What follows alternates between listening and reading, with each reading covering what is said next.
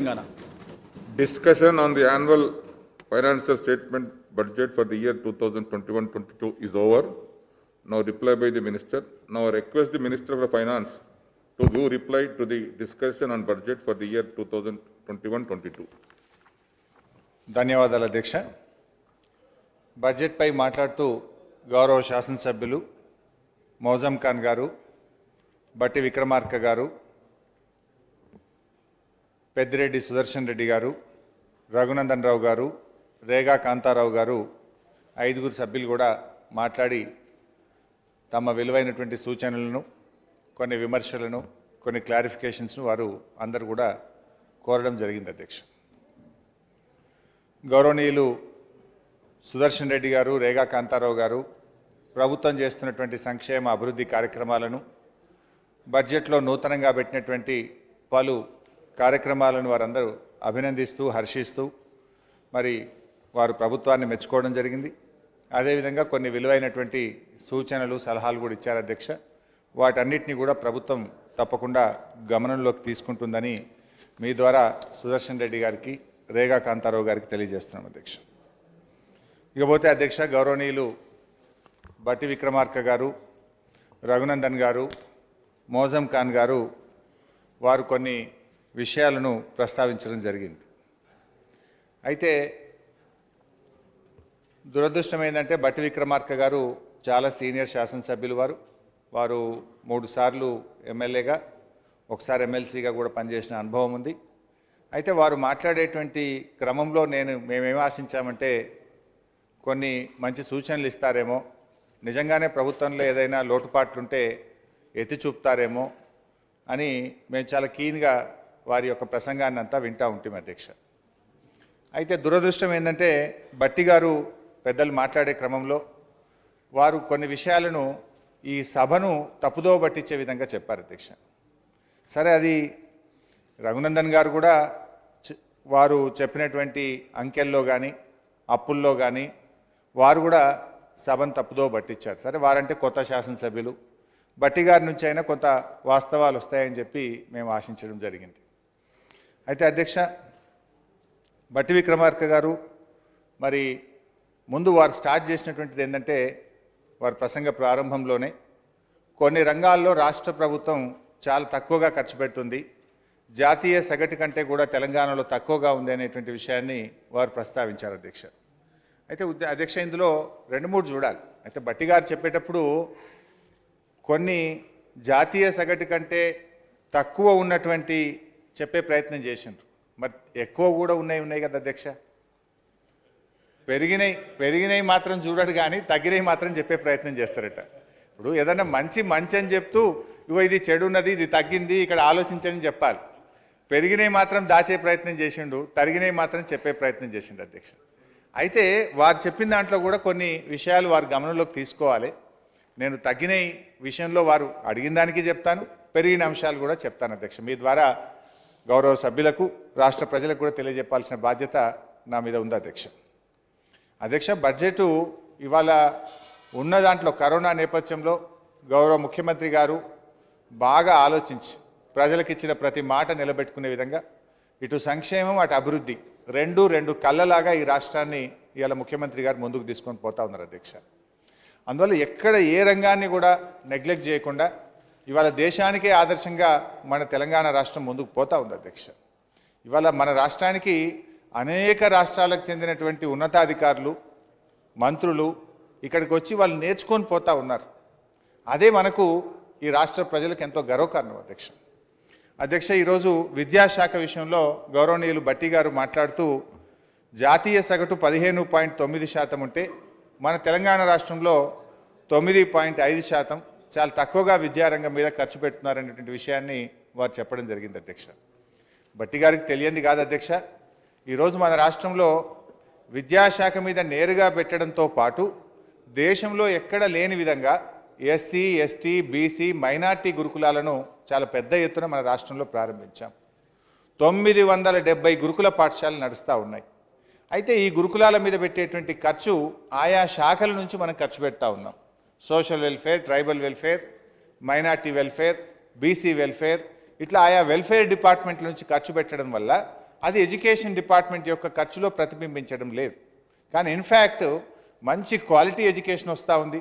Budget ప్రసంగంలో కూడా చెప్పాం, గతంలో ఈ రెసిడెన్షియల్ స్కూళ్ళ పరిస్థితి ఎట్లా ఉంది, ఇప్పుడు ఎట్లా ఉంది, ఇప్పుడు ఎంత అద్భుతంగా మరి మెడికల్ సీట్స్ పిల్లలు సాధిస్తూ ఉన్నారు, ఇంజనీరింగ్ సీట్లు ఈ రెసిడెన్షియల్ స్కూళ్ళ నుంచి సంపాదిస్తున్నారనేటువంటి విషయాన్ని కూడా మన బడ్జెట్ ప్రసంగంలో కూడా చెప్పాం అధ్యక్ష.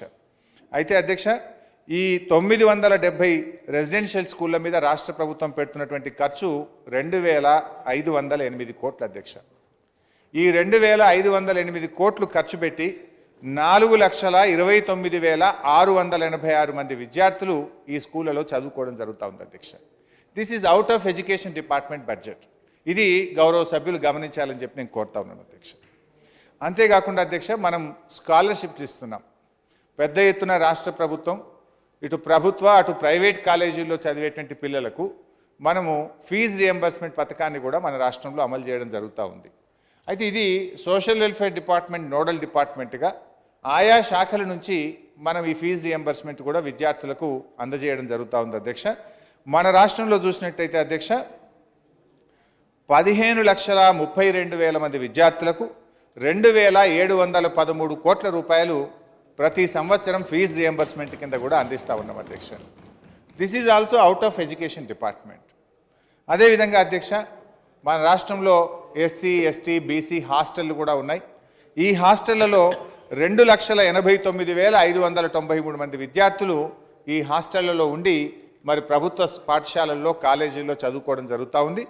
ఈ హాస్టల్స్ మీద కూడా మనం పెడుతున్నటువంటి ఖర్చు అధ్యక్ష 1,259 కోట్ల రూపాయలు ఎస్సీ ఎస్టీ బీసీ హాస్టళ్ల మీద కూడా రాష్ట్ర ప్రభుత్వం ఖర్చు పెడతా ఉంది.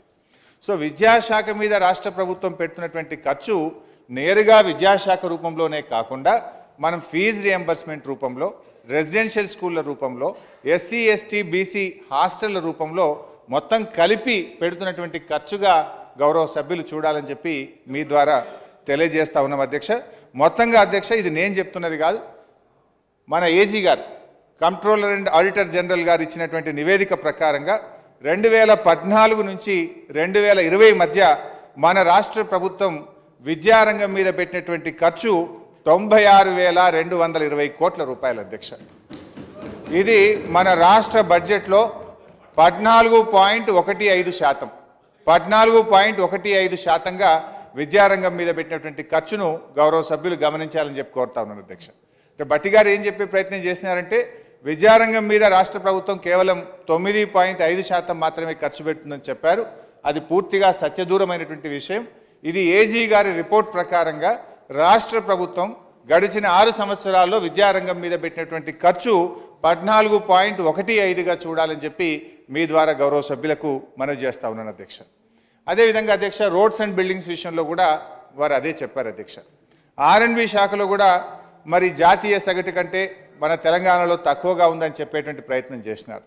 అయితే అధ్యక్ష, ఇప్పుడు ఆ రిపోర్ట్ కూడా నా దగ్గర ఉంది. వారు చెప్పింది పిఆర్ఎస్ సర్వే ఆధారంగా చేసుకొని వారు చెప్పడం జరిగింది. ఈ పిఆర్ఎస్ సర్వే ఏంటంటే అధ్యక్ష, ఒక్కొక్క రాష్ట్రంలో ఆయా రాష్ట్ర ప్రభుత్వాలు వారి వారి కన్వీనియన్స్ ఆధారంగా డిపార్ట్మెంట్లను ఏర్పాటు చేసుకోవడం జరుగుతుంది.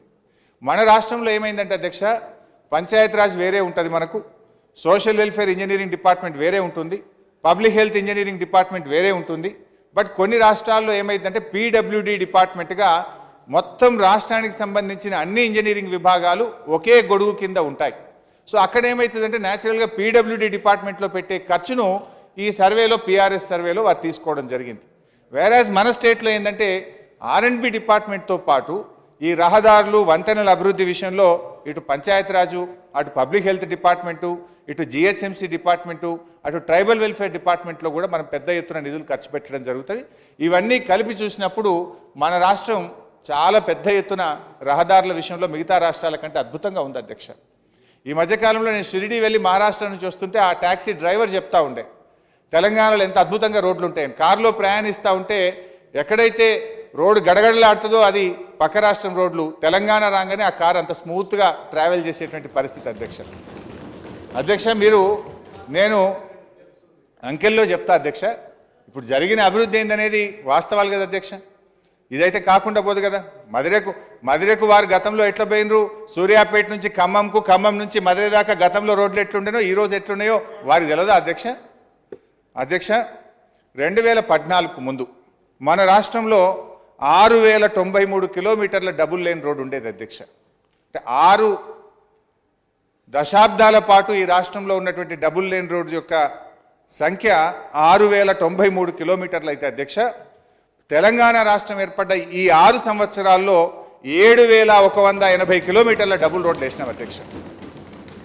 6 దశాబ్దాల కాలంలో మీరు నిర్మించినటువంటి డబుల్ లేన్ రోడ్డు 6093 కిలోమీటర్లు అయితే కేవలం 6 సంవత్సరాల్లో తెలంగాణ రాష్ట్రం ఏర్పడ్డ తర్వాత 7180 కిలోమీటర్ల డబుల్ రేటు నిర్మాణం జరిగిందంటే ఇంతకంటే ఇంకేం సాక్ష్యం కావాలని చెప్పి నేను గౌరవ సభ్యులను అడుగుతా ఉన్నాను అధ్యక్ష. అదేవిధంగా అధ్యక్ష, ఇది ఈ ఇంక్రీజ్ 118% ఇంక్రీజ్ అధ్యక్ష. 6 దశాబ్దాల్లో జరిగిన అభివృద్ధికి 6 ఏళ్లలో జరిగిన అభివృద్ధికి డబుల్ లేన్ రోడ్లలో 118% ఇంక్రీజ్ను గౌరవ సభ్యులు గమనించాలని చెప్పి కోరుతా ఉన్నాను అధ్యక్ష. అదేవిధంగా అధ్యక్ష 4 లేన్ రోడ్డు మరియు 6 లేన్ రోడ్ అధ్యక్ష, తెలంగాణ రాష్ట్రం ఏర్పడక ముందు అంటే 2014కు ముందు మన రాష్ట్రంలో 669 కిలోమీటర్ల 4 లేన్ మరియు 6 లేన్ రోడ్ ఉండేది అధ్యక్ష. ఈరోజు మన రాష్ట్రంలో 1029 కిలోమీటర్ల 4 లేన్ మరియు 6 లేన్ రోడ్లు ఉన్నాయి అధ్యక్ష. అంటే కొత్తగా 360 కిలోమీటర్లు ఈ 6 సంవత్సరాల్లో మనం యాడ్ చేయడం జరిగింది అధ్యక్ష. ఇది 65% ఇంక్రీజ్ను గౌరవ సభ్యులు గమనించాలని చెప్పి నేను కోరుతా ఉన్నాను అధ్యక్ష. అదేవిధంగా అధ్యక్ష 430 బ్రిడ్జిలు కూడా కన్స్ట్రక్షన్ చేయడం జరిగింది. ఇందులో నాబార్డు, RIDF ఇతర శాఖల ద్వారా కూడా ఖర్చు చేశాం. ఇంకొక విషయాన్ని కూడా గౌరవ సభ్యులు గమనించాలి అధ్యక్ష, R&B శాఖలో మనము దాదాపు 4120 కోట్ల రూపాయలు ఆఫ్లైన్ బడ్జెట్ అంటే మనము రాష్ట్ర ప్రభుత్వం గ్యారంటీగా కూడా R&Bలోని వివిధ కార్పొరేషన్లకు 4120 కోట్ల రూపాయలు అందించడం జరిగింది అధ్యక్ష. ఇదేమైతుందంటే అధ్యక్ష, ఇది ఈ ఆఫ్లైన్ బడ్జెట్ అనేటువంటిది ఈ PRS సర్వేలో అది రిఫ్లెక్ట్ కాదు. వివిధ శాఖల ద్వారా పెట్టిన ఖర్చు కానీ ఆఫ్లైన్ బడ్జెట్లో గ్యారంటీ రూపంలో R&B శాఖకి ఇచ్చినటువంటి ఖర్చు కానీ ఇందులో రిఫ్లెక్ట్ కాదు. ఇది కాకుండా ఇలా GHMCలో కూడా చాలా పెద్ద ఎత్తున 5892 కోట్ల రూపాయల పనులు GHMCలో పలు రోడ్లు కానీ ఫ్లైఓవర్స్ రూపంలో కూడా మనం పెద్ద ఎత్తున ఖర్చు పెట్టినాం అధ్యక్ష. సో ఎట్లా చూసినా కూడా R&B శాఖలో కూడా మరి మీరు చెప్పినటువంటిది వాస్తవం కాదు, దానికంటే చాలా పెద్ద ఎత్తున మన రాష్ట్రం ఖర్చు పెట్టింది అనేటువంటి విషయాన్ని గౌరవ సభ్యులు గమనించాలి అధ్యక్ష. ఇంకో ఇంపార్టెంట్ పాయింట్ కూడా చెప్పాలి అధ్యక్ష, భట్టి గారు కూడా అది కూడా చెప్పినారు. ఈ PRS సర్వేలో ఒక దగ్గర ఏమంది అంటే అధ్యక్ష, ఈ డ్రింకింగ్ వాటర్ మీద తెలంగాణ ప్రభుత్వం తక్కువ ఖర్చు పెట్టింది మరి జాతీయ సగటు కంటే అని చెప్పి భట్టి గారు చెప్పారు. తెలంగాణ ప్రభుత్వం 2.1 ఉంటే జాతీయ సగటు 2.3 ఉందని అధ్యక్ష. ఇది ఇంతకంటే హాస్యాస్పదమైన ఉంటుంది అధ్యక్ష. ఇవాళ కేంద్ర ప్రభుత్వమే భారతదేశంలో అన్ని ఆవాసాలకు ప్రతి ఇంటికి సురక్షితమైన త్రాగునీరు ఇచ్చిన ఏకైక రాష్ట్రం తెలంగాణ రాష్ట్రం అని ఇలా కేంద్రమే ప్రకటించింది, అధికారికంగా ప్రకటించింది. ఇక దీని మీద మనం ఖర్చు తక్కువ పెట్టినామని PRS సర్వే చెప్పింది.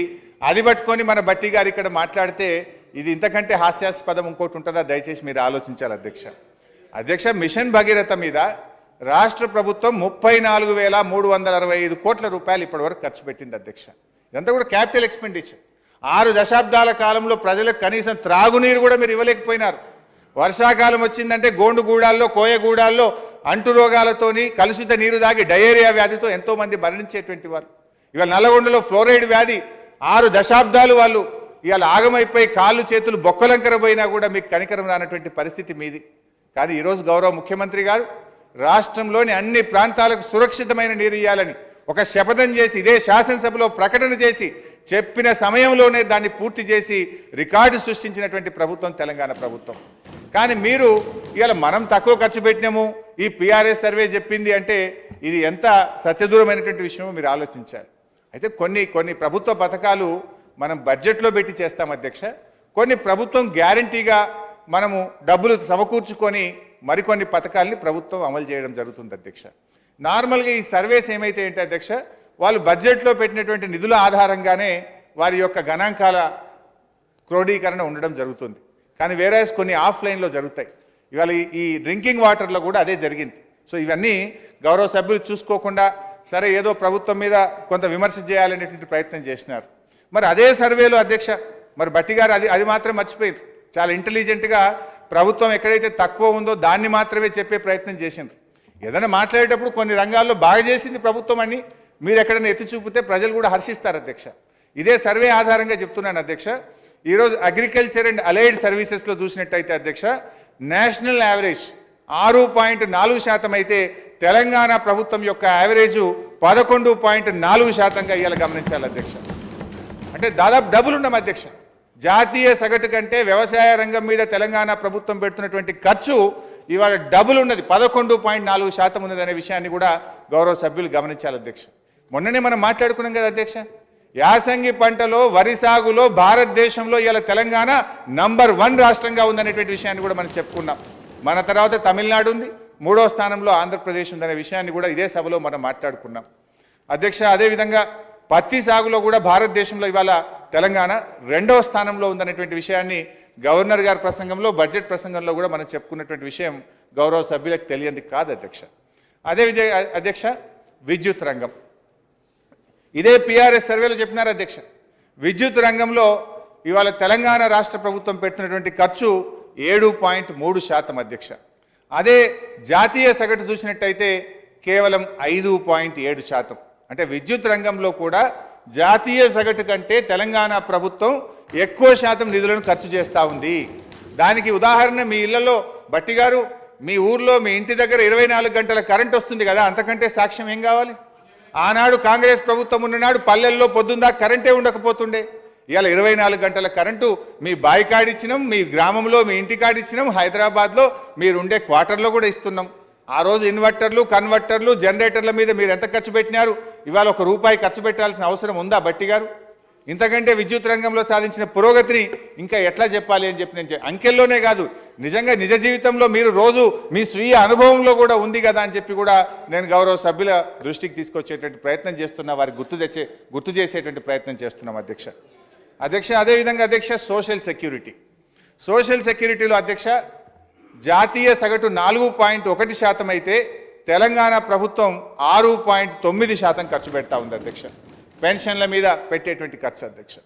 అదేవిధంగా అధ్యక్ష irrigation and flood control department జాతీయ సగటు 4% అయితే అధ్యక్ష తెలంగాణ ప్రభుత్వం పెడుతున్న ఖర్చు 8.4% అధ్యక్ష. More than double. అంటే రైతుల పట్ల మాకున్నటువంటి ప్రేమకు ఇంతకంటే ఇంకేం సాక్ష్యం కావాలని అడుగుతా ఉన్నాను అధ్యక్ష.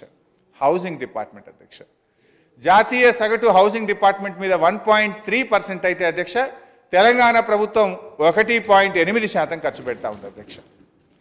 ఎకనామిక్ సెక్టార్ దీంట్లో అధ్యక్ష జాతీయ సగటు 31% ఉంటే తెలంగాణ ప్రభుత్వం 38% ఖర్చు పెడుతుందనేటువంటి విషయాన్ని మీ ద్వారా గౌరవ సభ్యుల దృష్టికి తీసుకొస్తున్నాను అధ్యక్ష. అంటే పాపం వారు ఏంటంటే పెరిగింది మాత్రం చూడకుండా తరిగింది మాత్రం వెతుక్కునేటువంటి ప్రయత్నం చేసినారు బట్టి గారు. బట్ ఆ తరిగిన దాంట్లో కూడా మీరు పప్పులో కాలేసినారనే విషయాన్ని గమనించాలని చెప్పి మీ ద్వారా కోరుతున్నాను అధ్యక్ష. విద్యుత్ రంగం అధ్యక్ష తలసరి విద్యుత్ వినియోగం ఇవాళ భారతదేశంలో టాప్ 1-2 స్టేట్స్లో తలసరి విద్యుత్ వినియోగంలో ఇవాళ తెలంగాణ రాష్ట్రం ఉంది అధ్యక్ష. ఇవాళ మీరు చూడండి అధ్యక్ష, విద్యుత్ రంగంలో చూసినట్టయితే మనం రాష్ట్రం వచ్చిన నాడు తలసరి విద్యుత్ వినియోగం 1356 యూనిట్లు అయితే ఈరోజు 2071 యూనిట్లు మన రాష్ట్రంలో ఉన్నటువంటి తలసరి విద్యుత్ వినియోగం అధ్యక్ష. ఇది హైయెస్ట్ ఇన్ ద కంట్రీ అధ్యక్ష, 9.2% మన తెలంగాణ. దీన్ని గౌరవ సభ్యులు గమనించాలి. పర్ క్యాపిటా ఇన్కమ్ తలసరి ఆదాయం అధ్యక్ష రాష్ట్రం ఏర్పడ్డ నాడు మన దగ్గర 1,24,104 రూపాయల తలసరి ఆదాయం ఉంటే ఈరోజు 2,27,145 రూపాయలు తలసరి ఆదాయం ఇవాళ తెలంగాణలో ఉంది అధ్యక్ష. ఇది మనం చెప్తే అధ్యక్ష, కేంద్ర ప్రభుత్వ లెక్కలు అధ్యక్ష. అదే జాతీయ సగటు చూద్దాం అధ్యక్ష. 2014లో ఢిల్లీలో అక్కడ ప్రభుత్వం వచ్చింది, ఇక్కడ టీఆర్ఎస్ ప్రభుత్వం వచ్చింది అధ్యక్ష. ఆ రోజు జాతీయ సగటు 86,647 ఉంటే ఈరోజు జాతీయ సగటు 1,27,768 అధ్యక్ష. కంపారిజన్ ఉందా అధ్యక్ష? ఈరోజు జాతీయ తలసరి ఆదాయం 1,27,768 రూపాయలు అయితే తెలంగాణ తలసరి ఆదాయం 2,27,145 రూపాయలు అధ్యక్ష. అంటే జాతీయ సగటు కంటే దాదాపు ₹1,00,000 తలసరి ఆదాయం ఎక్కువగా ఉంది. మరి ఇది గౌరవ సభ్యులు గమనించాల్సినటువంటి అవసరం ఉంది అధ్యక్ష. పర్ క్యాపిటా డెవలప్మెంట్ ఎక్స్పెండిచర్ అంటే రాష్ట్రంలో ఉండే జనాభా అభివృద్ధి మీద పెడుతున్నటువంటి ఖర్చుకు లెక్క అధ్యక్ష. ఇది దీంట్లో అధ్యక్ష ఈరోజు పర్ క్యాపిటా డెవలప్మెంట్ ఎక్స్పెండిచర్లో తెలంగాణ ₹24,496తో దేశంలో ద్వితీయ స్థానంలో ఉంది అధ్యక్ష. గోవా చిన్న రాష్ట్రం, వాళ్ళు ఫస్ట్ ప్లేస్లో ఉన్నారు. బట్ వేరాజ్ పెద్ద రాష్ట్రాలతో కంపేర్ చేస్తే వీఆర్ నంబర్ 1. ఈరోజు పర్ క్యాపిటా డెవలప్మెంట్ ఎక్స్పెండిచర్లో కూడా దేశంలో 2వ స్థానంలో తెలంగాణ ఉంది అధ్యక్ష. State own tax revenue receipts అధ్యక్ష, దీంట్లో కూడా చూసినట్టయితే అధ్యక్ష 2014-15 నుంచి 2019-20 వరకు 14.11%తో దేశంలోని ప్రధాన రాష్ట్రాల్లో తెలంగాణ నంబర్ 1 స్థానంలో ఉంది అధ్యక్ష. అంటే మన రెవెన్యూ రిసోర్సెస్ కూడా అట్లా పెరుగుతూ ఉన్నాయి, మన ప్రభుత్వ విధానాలు కూడా ఆ రకంగా ఉన్నాయి. దాంతో ఈరోజు ప్రధాన రాష్ట్రాల్లో చూసినప్పుడు స్టేట్ ఓన్ ట్యాక్స్ రెవెన్యూలో కూడా మనమే నంబర్ 1గా ఉన్నటువంటి విషయాన్ని గౌరవ సభ్యులు గమనించాల్సినటువంటి అవసరం ఉంది అధ్యక్ష. అదేవిధంగా అధ్యక్ష మన రాష్ట్రం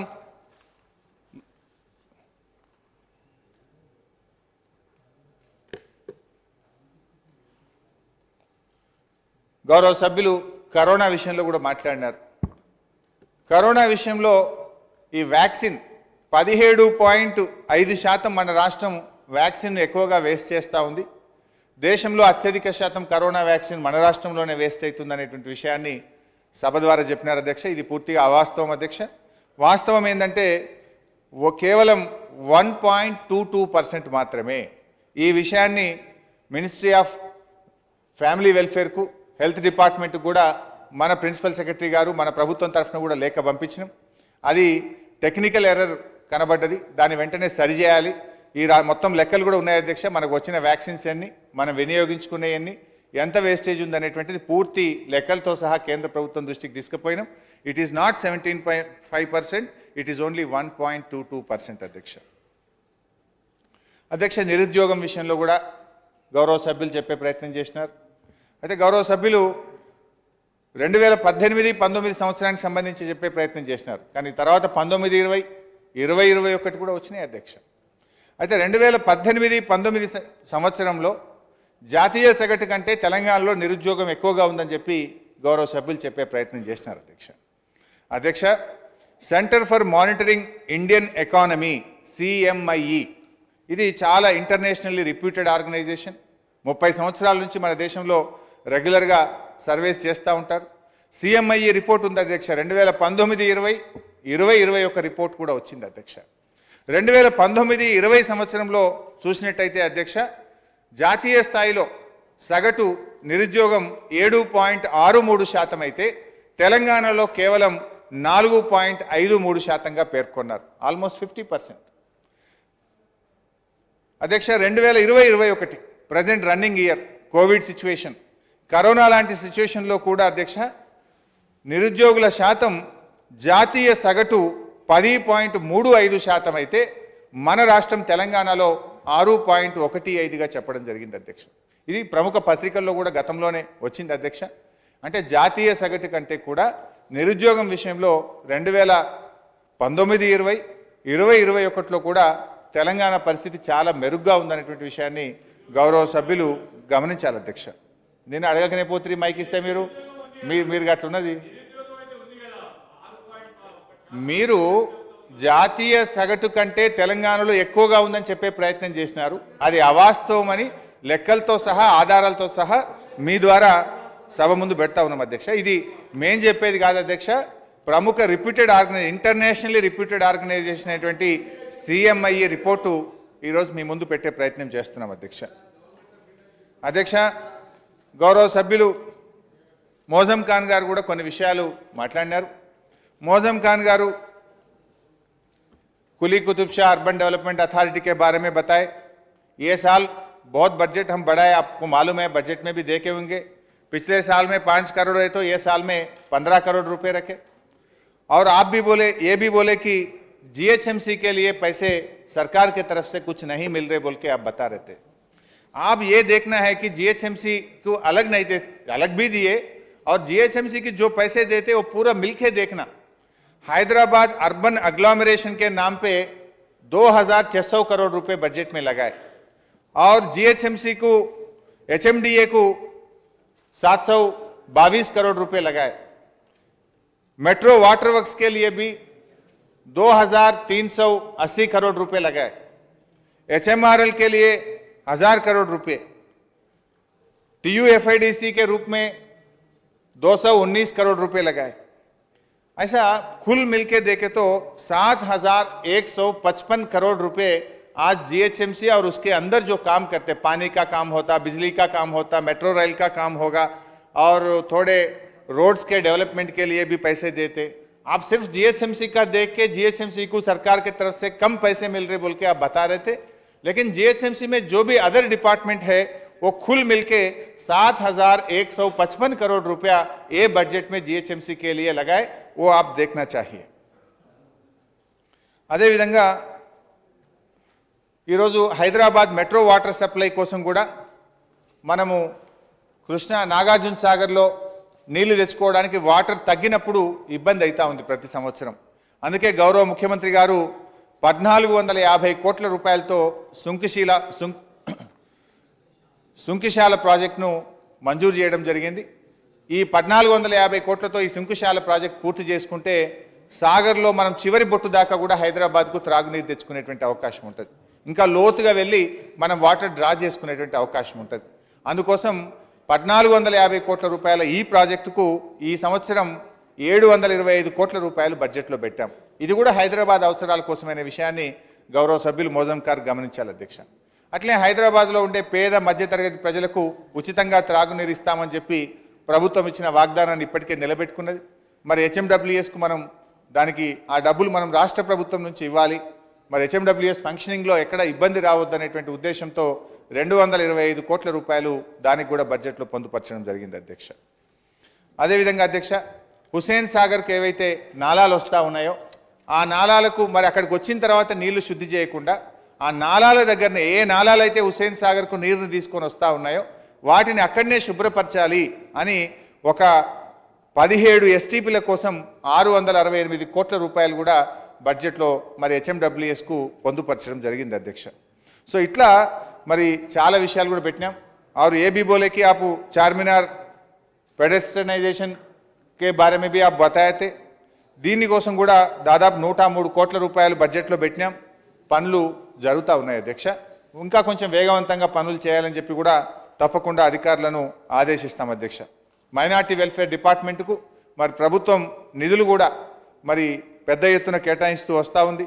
వారిలో ఒక మార్పు తేవాలని, ఎస్సీ ఎస్టీలకు ఏ రకంగా అయితే సబ్సిడీల విషయంలో విద్యార్థుల విషయంలో ప్రభుత్వం పథకాలు అమలు చేస్తుందో రాష్ట్రంలో ఉండేటువంటి మైనార్టీలకు కూడా అదే పద్ధతిలో ఆ ప్రభుత్వాలని ఆ పథకాలను ఎక్స్టెండ్ చేస్తున్న ఏకైక రాష్ట్రం ఇవాళ తెలంగాణ రాష్ట్రం అధ్యక్ష. अध्यक्ष अदेविधंगा आप इमाम मौजम साहब लोगों के बारे में भी बता रहे थे. उन लोगों का एक पैसा भी पेंडिंग नहीं है, सब पूरा पैसे उन लोगों का रिलीज हो चुका है. लेकिन इसमें एक ही तकलीफ क्या हो रहा बोले तो हर 2 महीने को हर 3 महीने में इमाम मौजम साहब का नामा बदल रहे. उससे क्या हो रहा, नाम बदल के आने में थोड़ा लेट होने से हम पैसे नहीं दे सक रहे. अगर से नामा पूरा फ्रीज कर दिए तो जैसा एम्प्लॉयज़ को मिलता हर महीना 1 तारीख को सैलरी डायरेक्ट अकाउंट में भी डालने के लिए डिपार्टमेंट तैयार है. हम बात करेंगे माइनॉरिटी मिनिस्टर साहब से और ऑफिसर्स से भी बात करके अगर से नामा एक बार फ्रीज करके आप दे दिए तो ये ऐसा 3-3 महीना 4-4 महीने का पेंडिंग रहने का जरूरत नहीं रहता. सीधा बैंक में फाइनेंस डिपार्टमेंट से डालने के लिए भी हम तैयार है. आपसे भी हम बात करेंगे. अध्यक्ष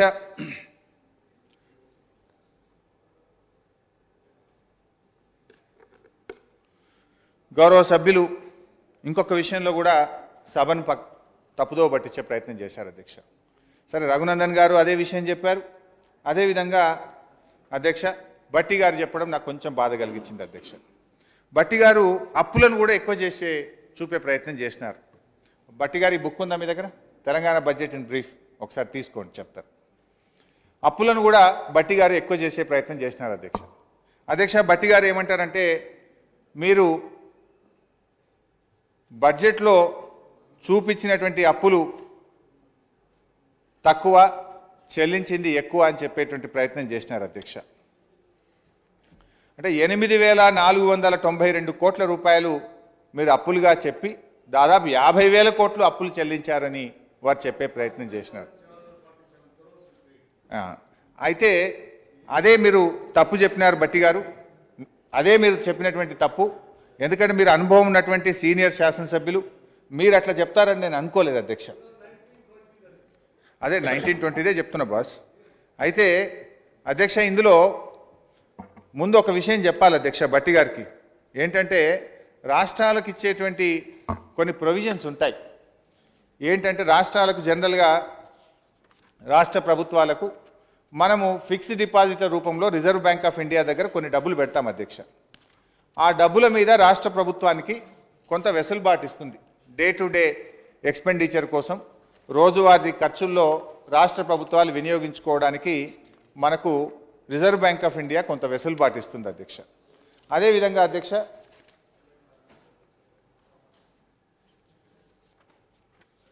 రెండవది మనకు రాష్ట్ర ప్రభుత్వాలకు వేస్ అండ్ మీన్స్ కింద కొంత డబ్బు ఇస్తారు అధ్యక్ష. మూడవది ఓడి రూపంలో కూడా రాష్ట్ర ప్రభుత్వాలకు కొంత అనుమతి ఇవ్వడం జరుగుతుంది.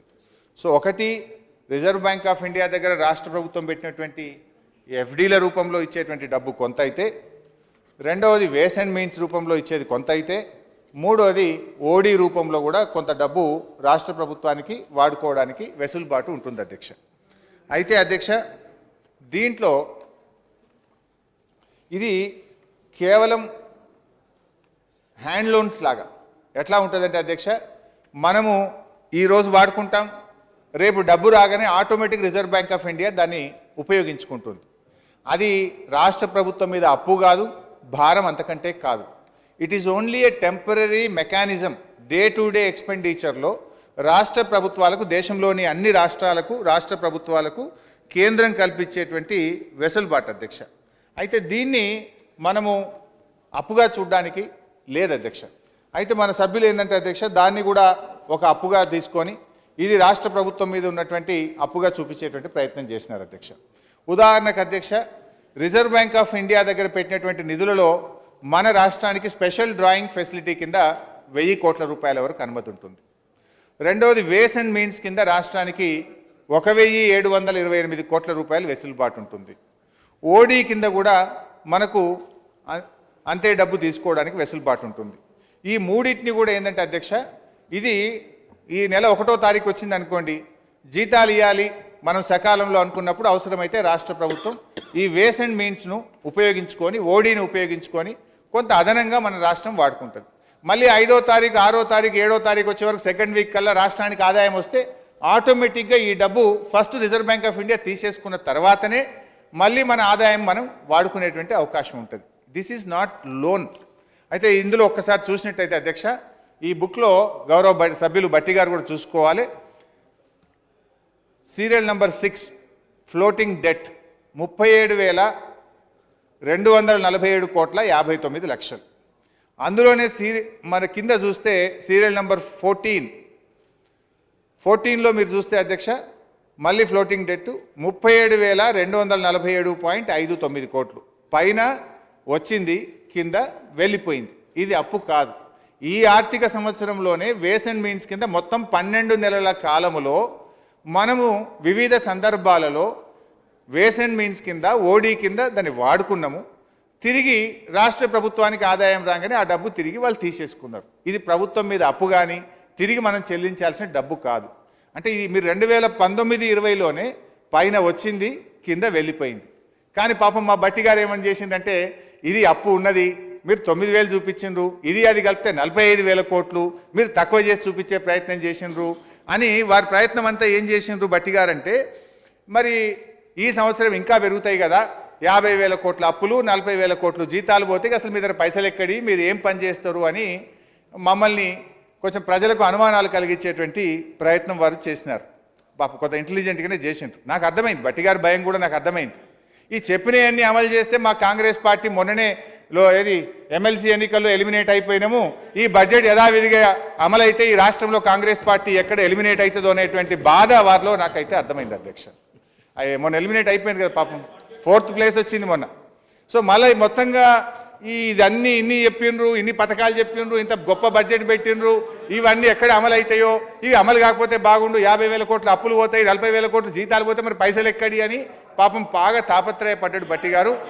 So what ever it is,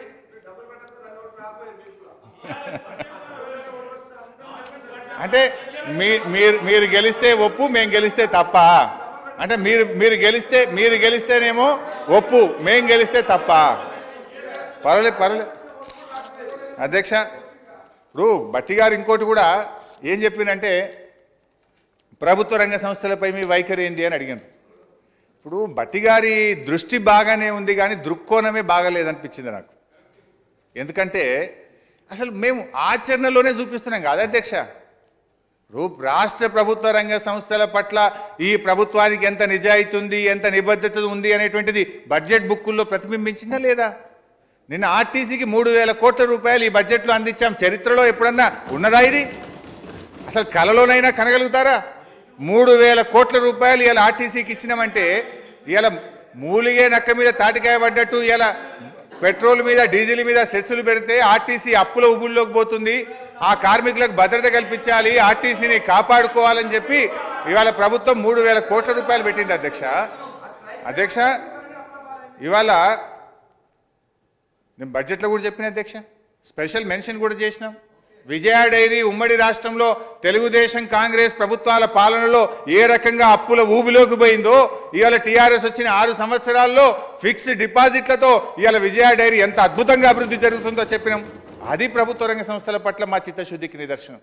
RTC విషయంలో కానీ, ఇవాళ విజయ డైరీ విషయంలో కానీ, ఏ ప్రభుత్వ రంగ సంస్థ విషయంలోనైనా గౌరవ ముఖ్యమంత్రి గారు ప్రత్యేకమైన దృష్టి పెట్టి ఆ సంస్థలు బలంగా ఉండాలి, అక్కడ ఉండే ఉద్యోగులకు భద్రత ఉండాలి, అక్కడ ఉండేటువంటి కార్మికుల్లో విశ్వాసాన్ని, ఒక నమ్మకాన్ని పెంచాలనేటువంటి ప్రయత్నం ఇవాళ తెలంగాణ ప్రభుత్వం చేస్తూ ఉంది అధ్యక్ష. ప్రభుత్వ రంగ సంస్థల విషయంలో కాంగ్రెస్ అయినా బీజేపీ అయినా వాటి విధానాలు అమ్మకం, మా విధానాలు నమ్మకం. మీకు మాకు తేడా గంతే. మీది అమ్మకాలు, మాయి నమ్మకాలు. మీరు ఆనాడు యూపీఏ ప్రభుత్వం ఉన్నా, నేడు ఎన్డీఏ ప్రభుత్వం ఉన్నా, మీరు ప్రభుత్వ రంగ సంస్థల్ని అమ్మే ప్రయత్నం చేసినారు, వాటిలో కొన్ని షేర్స్ను తీసేసే ప్రయత్నం చేసినారు.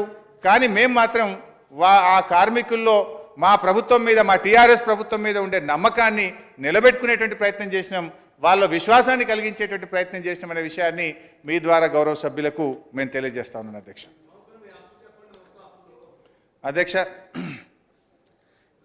పాపం బట్టి గారు తెగ ఆరాట పడుతున్నారు అధ్యక్ష. అది కూడా చెప్తాను అధ్యక్ష,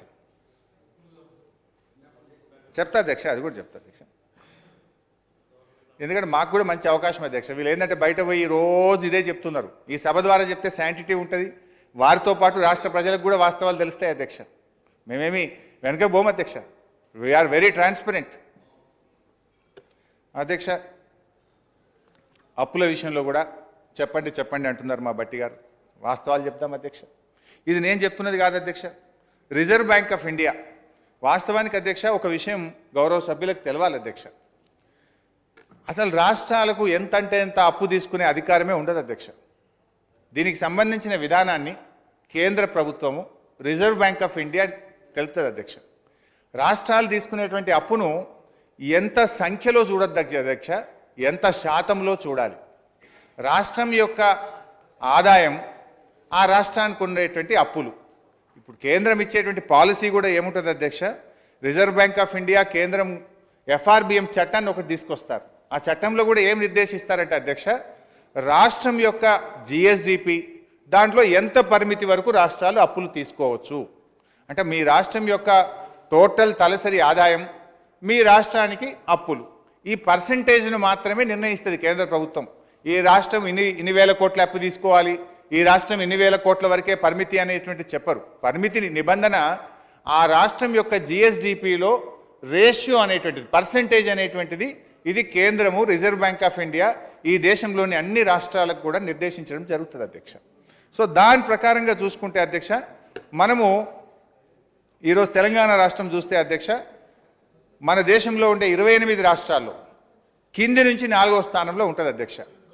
కింది నుంచి 4వ స్థానంలో మన పర్సంటేజు 22.8%. 22.8% తక్కువ అప్పులు తీసుకున్న రాష్ట్రాల్లో, అంటే రాష్ట్రం యొక్క జిఎస్డిపి వర్సెస్ అప్పుల శాతంగా చూసినప్పుడు కింది నుంచి 4వ స్థానంలో 22.8%తో తెలంగాణ రాష్ట్రం ఉంది. అదే ఈ దేశంలో కాంగ్రెస్ పాలిత రాష్ట్రమైనటువంటి పంజాబ్ పైనుంచి 3వ స్థానంలో ఉంది అధ్యక్ష. పంజాబ్ రాష్ట్రం తన జిఎస్డిపిలో పంజాబ్ రాష్ట్రం యొక్క అప్పుల శాతం 38.7%. కాంగ్రెస్ పాలిత రాష్ట్రం ఏమో పైనుంచి 3వది అయితే తెలంగాణ రాష్ట్రం కింది నుంచి 4వ స్థానంలో ఉంది అధ్యక్ష. అట్లా చెప్పాలంటే చాలా ఉన్నాయి అధ్యక్ష. ఇంకొక రాష్ట్రం రాజస్థాన్ 34.7%తో అప్పులు ఎక్కువ తీసుకున్న జాబితాలో 8వ స్థానంలో ఉంది అధ్యక్ష. ఛత్తీస్గఢ్ 18వ స్థానంలో ఉంది అధ్యక్ష. తెలంగాణ 25వ స్థానంలో ఉంది. 25వ స్థానంలో ఉంది. ఇక మరి దీన్ని కూడా మీరు తప్పు పడితే ఇంకేమనాలి అధ్యక్ష? ఇది రిజర్వ్ బ్యాంక్ ఇది పంపిస్తా అధ్యక్ష, మీ ద్వారా గౌరవ సభ్యులకు పంపిస్తా. ఇది వెబ్లో కూడా మీరు కొడితే రిజర్వ్ బ్యాంక్ ఆఫ్ ఇండియా ఇచ్చేటువంటి గైడ్ లైన్స్లో ఎవ్రీ ఇయర్ కూడా ఈ డేటా పెడతారు. దాని ప్రకారంగా ఈ రోజు కూడా తెలంగాణ 22.8తో అతి తక్కువ అప్పులు తీసుకున్న రాష్ట్రాల్లో తెలంగాణ ఒకటి. మీరు ఎంతసేపు ప్రజలను 2 లక్షల కోట్లు దాటింది, 2,50,000 దాటింది అని గందరగోళపరిచేటువంటి ప్రయత్నం చేస్తూ ఉన్నారు. అది కరెక్ట్ కాదు. ఇది రాష్ట్రం యొక్క ఎకానమీ సైజ్ మీద ఆధారపడుతుంది. మన రాష్ట్రం యొక్క ఎకానమీ సైజును బట్టి మనకు ఎఫ్ఆర్బిఎం చట్టం మనకు అనుమతిస్తుంది. ఆ అనుమతులకు లోబడి మాత్రమే తెలంగాణ ప్రభుత్వం అప్పులు తీసుకున్నది. ఇది గత సభల్లో కూడా గౌరవ ముఖ్యమంత్రి గారు చాలా స్పష్టంగా చెప్పినప్పటికీ కూడా వీళ్ళకి మాట్లాడడానికి పాయింట్స్ లేక పదే చెప్పే ప్రయత్నం చేస్తున్నారు. మీకు ఇంకోటి కూడా చెప్పాలి, కేంద్ర ప్రభుత్వం కూడా చెప్తా, మీకు వినండి, గౌరవ సభ్యులు వినాలి మంచిగా. కేంద్ర ప్రభుత్వం కూడా దాని యొక్క ఎకానమీ జీడిపి, దేశం యొక్క జీడిపితో చూస్తే కేంద్ర ప్రభుత్వానికి ఉన్నటువంటి అప్పులు 62.2% అధ్యక్ష. తెలంగాణ 22.8 అయితే కేంద్ర ప్రభుత్వం యొక్క అప్పులు 62.2%. మన జిఎస్డిపిలో మనం 22.8, కేంద్రం మొత్తం దేశం యొక్క జీడిపిలో కేంద్రానికి ఉన్నటువంటి అప్పుల శాతం 62.2%. అంటే మనం ఎంత బెటర్గా ఉన్నామనేటువంటిది మీ ద్వారా గౌరవ సభ్యుల దృష్టికి నేను తీసుకొచ్చేటువంటి ప్రయత్నం చేస్తున్నాను అధ్యక్ష. దట్టు ఇంకొక విషయం కూడా గమనించాలి. ఇక్కడ కరోనా సమయంలో కొంత ఈ 22 కూడా పెరగడానికి కొంత కారణం ఉంది అధ్యక్ష. రాష్ట్రాల యొక్క ఆదాయాలు తగ్గినాయని చెప్పి కరోనా సమయంలో మన కేంద్ర ప్రభుత్వము ఎఫ్ఆర్బిఎం లిమిట్లను 3% నుంచి రాష్ట్రాలకు 5%కు పెంచినారు. 2% పెంచి మీ ఆదాయాలు తగ్గినాయి కదా, మీరు అదనంగా ఇంకో 2% మీ రాష్ట్రం యొక్క జిఎస్డిపిలో అప్పుగా తీసుకొని మీ కార్యక్రమాలను కొనసాగించండి అని దేశంలోని అన్ని రాష్ట్రాలకు అనుమతి ఇచ్చారు, మనకు కూడా ఇచ్చారు. అందువల్ల ఒక 2% మనకు పెరిగింది. ఇవి కాకుండా కొన్ని విద్యుత్ సంస్థలకు కూడా కేంద్ర ప్రభుత్వం ఆ విద్యుత్ సంస్థల అప్పులు ఒకేసారి మాఫీ చేస్తూ రాష్ట్రాలు మీరు ఎఫ్ఆర్బిఎం కింద తీసుకోండి, విద్యుత్ సంస్థల్ని బలోపేతం చేయడంటే కూడా మన రాష్ట్రం మీద ఒక 7-8 వేల కోట్ల రూపాయలు అదనంగా అప్పు తీసుకోవాల్సిన పరిస్థితి ఏర్పడ్డది. అట్లే మనం ఇప్పుడు జిఎస్టీ కంపెన్సేషన్ ఇచ్చినామంటుంది కేంద్ర ప్రభుత్వం, కానీ ఇచ్చింది రాష్ట్రాల అకౌంట్లో అప్పులు చూపించి కంపెన్సేషన్ ఇచ్చినారు. ఇలా ఇచ్చిన యాక్చువల్గా అది రాష్ట్రాలకు గ్రాంట్గా రావాలి, రాష్ట్రాలకు కేంద్రం గ్రాంట్గా ఇవ్వాల్సినటువంటి దాన్ని అప్పు రూపంలో చూపించి ఇవాళ రాష్ట్రాల అకౌంట్లో అది అప్పుగా కనబడుతుంది. జిఎస్టీ కంపెన్సేషన్ రాష్ట్రాలకు ఇచ్చినా అది రాష్ట్ర ప్రభుత్వ అకౌంట్లో అప్పులాగా కేంద్ర ప్రభుత్వం చూపించడం వల్ల ఈ 22.8% కూడా కొద్దిగా కనబడ్డది. స్టిల్ ఇవన్నీ ఉన్నప్పటికీ కూడా దేశంలో ఆయా రాష్ట్రాల యొక్క జిఎస్డిపి వర్సెస్ అప్పుల విషయంలో చూస్తే 28 రాష్ట్రాల్లో తెలంగాణ 25వ స్థానంలో ఉంది. మిగతా రాష్ట్రాల కంటే చాలా చాలా బెటర్గా మన రాష్ట్రం ఉందనేటువంటి విషయాన్ని మీ ద్వారా గౌరవ సభ్యులకు తెలియజేస్తున్నాను అధ్యక్ష.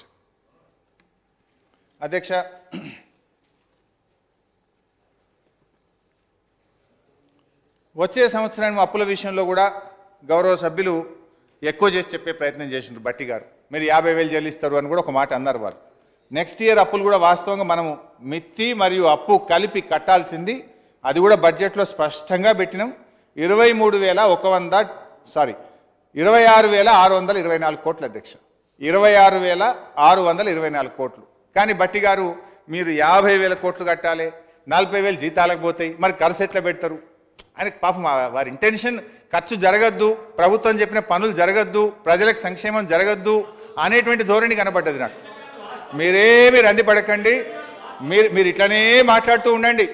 మీరు ఇదే విధంగా మాట్లాడండి. మిషన్ భగీరథ జరగదన్నారు, జరిపి చూపించినాం. మీరు ఇలా కళ్యాణ లక్ష్మి అందుతుందో అందదో అనుకున్నారు. ఈ రాష్ట్రంలో ప్రతి పేదింటి ఆడపిల్ల పెళ్లికి ఇవాళ అద్భుతంగా కళ్యాణ లక్ష్మి పథకం అమలు చేస్తున్నాం.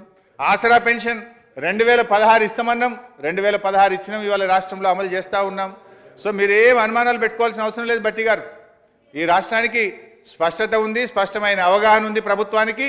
తప్పకుండా బడ్జెట్లో చెప్పినటువంటి అంశాలను మేము ఈ సంక్షేమ అభివృద్ధి కార్యక్రమాలను పూర్తి స్థాయిలో నిబద్ధతతో నిజాయితీతో వాటిని అమలు చేస్తామనేటువంటి విషయాన్ని మీ ద్వారా గౌరవ సభ్యులకు తెలియజేస్తున్నాను అధ్యక్ష.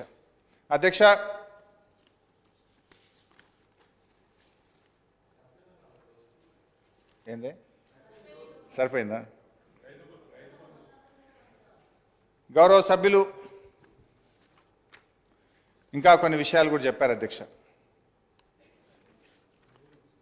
రఘునందన్ గారు మాట్లాడుతూ వారు కూడా కొన్ని విషయాలు చెప్పారు అధ్యక్ష. వారు ఏమన్నారంటే, మా ప్రభుత్వం నెల నెలా పైసలు ఇస్తుంది, కరెక్ట్గా 30 రోజుల్లోగానే డబ్బులు అందిస్తూ ఉన్నాం, అసలు మా అంత మంచిగా ఇంకేదైనా కేంద్ర ప్రభుత్వం ఉంటుందా అని వారు చెప్పేటువంటి ప్రయత్నం చేసినారు అధ్యక్ష. అదేవిధంగా అధ్యక్ష, మంచి జరిగితేనేమో మాది, చెడ్డ జరిగితే కేంద్రానిదా అనేటువంటి విషయాన్ని కూడా వారు ఇక్కడ ప్రస్తావించారు అధ్యక్ష. అయితే నేను ఒక విషయం సూటిగా చెప్పదలుచుకున్నాను అధ్యక్ష. మొన్న కూడా ముఖ్యమంత్రి గారు ఇదే సభలో చాలా స్పష్టంగా చెప్పినారు, మంచిని మంచి అంటాం, మేము కేంద్ర ప్రభుత్వంతో కూడా సత్సంబంధాలు పెట్టుకుంటాం. ఒకవేళ కేంద్రం నుంచి రాష్ట్రానికి కేంద్రానికి ఒక ప్రభుత్వాల మధ్య ఉండేటువంటి సంబంధం మేము స్పష్టంగా కొనసాగిస్తాం. రాష్ట్రానికి అన్యాయం జరిగితే ఊరుకోము, మేము గట్టిగా రాష్ట్రం పక్షాన ప్రశ్నిస్తామనేటువంటి విషయాన్ని కూడా ముఖ్యమంత్రి గారు చెప్పారు. మీరు ఒకసారి గమనిస్తే అధ్యక్ష, ఇవాళ కేంద్ర ప్రభుత్వం డిమానిటైజేషన్ తీసుకొచ్చింది, దాన్ని సమర్థించినాం. జిఎస్టీని తీసుకొచ్చినారు, దాన్ని అంగీకరించినాం. ఆర్టికల్ 370 రద్దు చేసినారు, దానికి ఇవాళ టీఆర్ఎస్ ప్రభుత్వం పార్లమెంట్లో మద్దతు తెలిపింది మా పార్టీ. కరోనాలో చప్పట్లు కొట్టమన్నారు, చప్పట్లు కొట్టినాం. కంచాలు మోగించమన్నారు, కంచాలు మోగించినాం. దీపాలు పెట్టమన్నారు, దీపాలు పెట్టినాం. శంఖాలు ఊదినాం, గంటలు మోగించినాం. టీకాలు ఎట్లేసుకోవాలని చెప్తే టీకాలు కూడా గట్లనే వేసుకున్నాం. అంతే కదా. అదే సందర్భంగా బడ్జెట్లో ఇది కూడా చెప్పిన, అయ్యా పెన్షన్ల కోసం రాష్ట్ర ప్రభుత్వం ఖర్చు పెడుతున్నది 98.8% అయితే కేంద్ర ప్రభుత్వం ఇచ్చేది కేవలం 1.2% అని కూడా చెప్పినాం. ఇందులో తప్పున్నదా అధ్యక్ష? వాస్తవాలే చెప్పినాం కదా. మీరు ఇచ్చేది 1.2% అనే విషయమే చెప్పినాం అధ్యక్ష. ఏది దాచలే, ఉన్నది ఉన్నట్టు చెప్పే ప్రయత్నం చేసినాం. లేని చెడ్డను మేము ఎక్కడ కూడా ఆపాదించలే అధ్యక్ష. ఎట్ ద సేమ్ టైం రాష్ట్ర ప్రయోజనాలకు భంగం వాటిల్తే కూడా ఊరుకోం అధ్యక్ష. ఎందుకంటే ఇవాళ మేము అడిగినాం కదా, ఆనాడు బయ్యారంలో మాకు ఉక్కు ఫ్యాక్టరీ ఇస్తామని రాష్ట్ర విభజన చట్టంలో పెడితే ఇప్పటి వరకు అమలు చేయలేదు, ఎందుకు చేయలేదని మా పార్లమెంట్ సభ్యులు లోక్సభలో అడుగుతున్నారు, రాజ్యసభలో అడుగుతున్నారు, ప్రభుత్వం కూడా అడుగుతూ వస్తున్నది.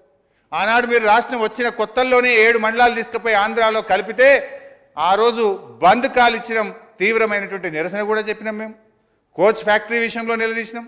మొన్న ఇచ్చిన మెడికల్ కాలేజీల్లో తెలంగాణకు అన్యాయం జరిగితే ఎందుకు తెలంగాణకు ఇవ్వలేదని ప్రశ్నించాం. బడ్జెట్లో తెలంగాణకు మొండి చేయి చూపితే అడిగినాం. ట్రైబల్ యూనివర్సిటీ ఎందుకు ఇవ్వలేదని ప్రశ్నించినాం. ఇచ్చిన ఐటీఐఆర్ను ఎత్తగొడితే గొంతెత్తి ప్రశ్నించే ప్రయత్నం చేసినాం. 15వ ఆర్థిక సంఘం స్థానిక సంస్థలకు ఇచ్చే నిధుల్లో బడ్జెట్ ప్రసంగంలో చెప్పిన అధ్యక్ష, 699 కోట్ల రూపాయలు ఈ రాష్ట్ర ప్రజలకు కోత పెట్టినారు, ఇది అన్యాయం. అయినా గౌరవ ముఖ్యమంత్రి గారు జిల్లా పరిషత్లకు మండల పరిషత్లకు 500 కోట్ల రూపాయలు బడ్జెట్లో పెట్టి మా పల్లెల అభివృద్ధి ఆగొద్దని చెప్పి బడ్జెట్లో పెట్టినటువంటి విషయాన్ని కూడా చెప్పే ప్రయత్నం చేసినాం.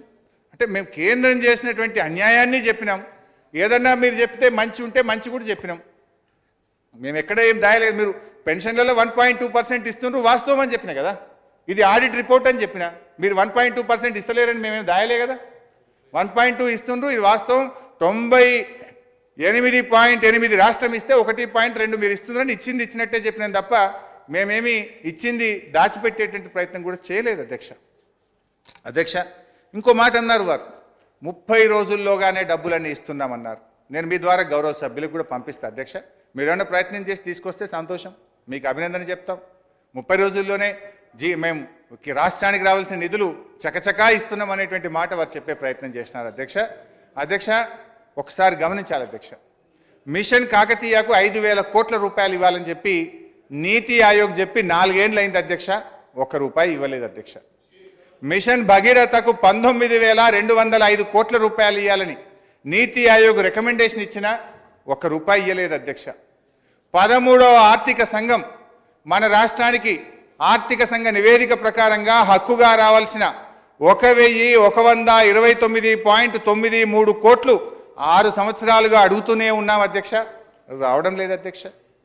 14వ ఆర్థిక సంఘం నుంచి 817.61 కోట్ల రూపాయలు రావాల్సింది ఉంది అధ్యక్ష. నేను కూడా ఆర్థిక మంత్రుల సమావేశంలో కూడా అడిగాను అధ్యక్ష. పలు లెటర్లు గౌరవ ముఖ్యమంత్రి గారు స్వయంగా రాశారు అధ్యక్ష. గౌరవ ప్రధానమంత్రి గారిని కలిసినప్పుడు కూడా వారి దృష్టికి కూడా తీసుకొచ్చారు అధ్యక్ష.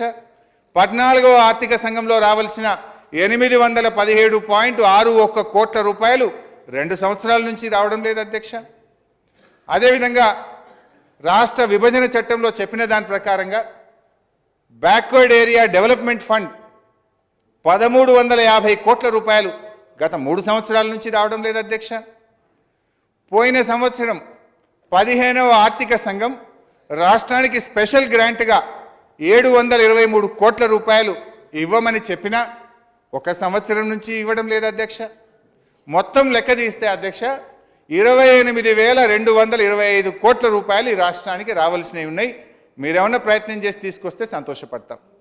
మీరు 30 రోజుల్లో ఇస్తామన్నారు. ఇగో ఇవి ఎన్ని సంవత్సరాల నుంచి పెండింగ్లు ఉన్నాయి, ఏ హెడ్ కింద పెండింగ్ ఉన్నాయో కూడా మీ ద్వారా తెలియజేస్తా ఉన్నాను అధ్యక్ష. మొన్న రిపోర్ట్ వచ్చింది 15వ ఆర్థిక సంఘం. ఆ రిపోర్ట్లో కూడా అధ్యక్ష మన రాష్ట్రానికి డెవల్యూషన్ తగ్గింది. మనకు దాదాపు ఈ డెవల్యూషన్ మీద సబ్జెక్ట్ టు కరెక్షన్ 24,000 కోట్ల రూపాయలు డెవల్యూషన్ తగ్గింది రాష్ట్రానికి. అదే 15వ ఆర్థిక సంఘం తగ్గించేది మాత్రం అమలు చేసిండ్రు, కట్ చేసి దాన్ని యాక్సెప్ట్ అయిపోయింది, ఆర్డర్స్ ఇష్యూ అయినాయి. అదే 15వ ఆర్థిక సంఘం అధ్యక్ష వాళ్ళు సెక్టర్ స్పెసిఫిక్ గ్రాంట్ అంటే కొన్ని మిషన్ భగీరథ లాంటి సెక్టర్ స్పెసిఫిక్ గ్రాంట్స్లో 3,024 కోట్ల రూపాయలని ప్రతిపాదించారు. దాని మీద ఇప్పటి వరకు ప్రభుత్వం పరిశీలిస్తామన్నారు కానీ నిర్ణయం తీసుకోలేదు అధ్యక్ష. స్టేట్ స్పెసిఫిక్ గ్రాంట్ 2,350 కోట్ల రూపాయలని తెలంగాణకి ఇవ్వాలని చెప్పి స్టేట్ స్పెసిఫిక్ గ్రాంట్ కింద కూడా 15వ ఆర్థిక సంఘం నివేదిక ఇచ్చింది. దీని మీద కూడా ఇంకా నిర్ణయం తీసుకోలేదు అధ్యక్ష. అంటే రాష్ట్రానికి కోత విధించే డెవల్యూషన్ మాత్రం నిర్ణయం అయిపోయింది. రాష్ట్రానికి సెక్టర్ స్పెసిఫిక్ గ్రాంట్గా స్టేట్ స్పెసిఫిక్ గ్రాంట్గా ఇవ్వమని చెప్పినటువంటి దాని విషయంలో మాత్రం కేంద్రం మేము ఇంకా పరిశీలనలో పెట్టినాము, ఇంకా నిర్ణయం తీసుకోలేదు అనేటువంటి మాట చెప్పినారు అధ్యక్ష. ఇది వాస్తవాలు మీ ద్వారా సభ దృష్టికి తీసుకొస్తున్నాం అధ్యక్ష. ఏది ఏమైనా నేను I'm trying to clarify the things. ఎందుకంటే గౌరవ సభ్యులు మా మీద చెప్పినప్పుడు నేనేదో విమర్శ కోసం చెప్పాలని కాదు కానీ వాస్తవాలు మరి ఎందుకంటే వాళ్ళు చెప్పింది ప్రజలందరూ చూసినారు కనుక వాస్తవాలు ప్రజలకు చెప్పాలి, మెంబర్స్ని కూడా కరెక్ట్ చేయాలి. ఎందుకంటే రఘు గారు కూడా అదే విషయం చెప్పినారు. వారు కొత్త సభ్యుడు, నేనేం తప్పు పట్టుకోవట్లేదు. ఏదైతే అప్పులు ఎక్కువగా ఉన్నాయి మీరు తక్కువ చూపించారని చెప్పే ప్రయత్నం చేసినారు, అది అప్పు కాదు. It is only ways and means adjustment. అది అదే ఆర్థిక సంవత్సరంలో వస్తాయి వెళ్ళిపోతాయి అంతే తప్ప రాష్ట్రం తీసుకున్న అప్పు కాదు, రాష్ట్ర ప్రజల మీద కానీ ప్రభుత్వం మీద భారం కానే కాదు అనేటువంటి విషయాన్ని మీ ద్వారా గౌరవ సభ్యులకు తెలియజేస్తూ సో ఇప్పటికైనా మరి ఈ బడ్జెట్ను మీరందరూ కూడా మరి అర్థం చేసుకొని స్వాగతిస్తారని, అందరం కలిసికట్టుగా ఈ రాష్ట్రాన్ని అభివృద్ధిలో ఇంకా ముందుకు తీసుకుపోవడానికి మీ యొక్క సహకారం కూడా ఉండాలని మరొకసారి మీ ద్వారా తెలియజేస్తూ నమస్కారం.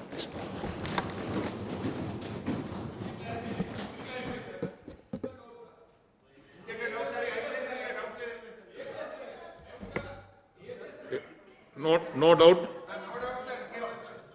Bhatti garu.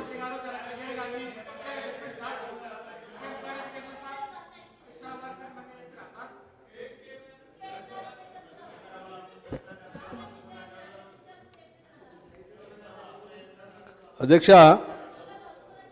ఆర్థిక మంత్రి గారు బడ్జెట్ మీద మేము లేవనెత్తిన అనేక అంశాలపైన వారు కొన్ని నిర్దిష్టమైనటువంటి సమాధానాలు చెప్తారేమని ఆశించాను. కానీ వారంతా ఏదో మసిపూసి మారేడుకాయ చేసి అంతా